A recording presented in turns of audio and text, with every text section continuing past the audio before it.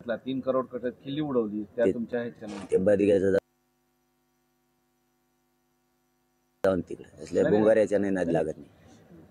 असल्या बुंगाऱ्या बांगाऱ्याचं काय खरंय, कामातून गेलेली ते त्यांचं काय असल्याच काय. तू मोज म्हणा तिथं उभारून चल, तुझ्यासाठीच निवेदन आहे, तू ये मोजायला.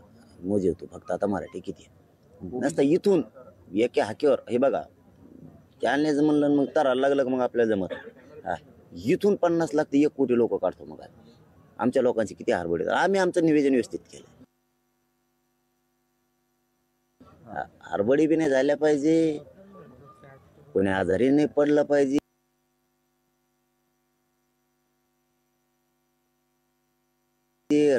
नुसते आमच्या गोदापट्ट्यातले 123 गावातलेच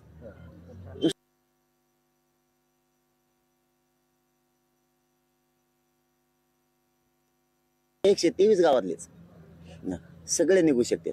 पण सगळ्यांच्याच हालापेष्टा करायचे, त्या सगळ्यांनाच बेजार करायचं, त्यापेक्षा वेळेवर या ना. आम्ही चलतो तोवर पुढं. जे आता इथं अंतरवालीमध्ये आलेले ते ट्रॅक्टर, टेम्पो, ट्रॉलीसह आलेले आहेत. त्याच्यामध्ये सगळं गॅस, खानपान सगळं घेतलंय. काही जणांनी स्वतःच्या पाण्याचे टँकर सुद्धा हे केलेले आहेत. हे सगळं आहे. पण जेवणासाठीच दिवसभराचं नियोजन काय आहे आणि मुक्कामाच्या ठिकाणी, कारण थंडीचे दिवस आहेत प्रचंड, रात्रभर कुडकुडत थंडी. समाजानं तयारी केलेली, त्यामुळे ती काहीच अडचण नाही. आम्ही आमच्या पद्धतीनं सगळं नियोजन केलेलं आहे. मराठा कोणत्या दिवशी मुंबईत येणार याचंही केलेलं आहे आम्ही. मागच्या लोकांनी कधी कसं थांबायचं हेही केलेलं आहे. आमच्यासोबत नुसती गर्दी होऊन आपल्याच लोकांचे हाल होऊ नयेत, आपल्याच लोकांचे एकमेकाला इन्फेक्शन झाल्यासारखं ही होऊ नये, किंवा आपलीच रांग जाऊन 10-50 किलोमीटरवर आणि मग आपलेच माणसं आपल्याला सापडू नये असं नाही हो. आम्ही हे बघा इतकी अप टू डेट काळजी घेतलेली की लोकांना दाखवून काय नाही करायचं आम्हाला. लोकांना दाखवून काय नाही करायचं.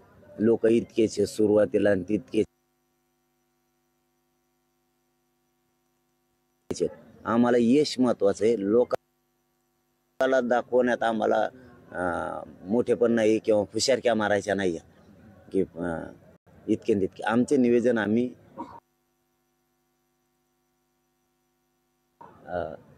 पद्धतशीर केलेलं आणि त्याच्यात आम्ही 100% आजचे बघून यशस्वी झालो. नाही तर आम्हाला असा दाखवता की आपण मस्त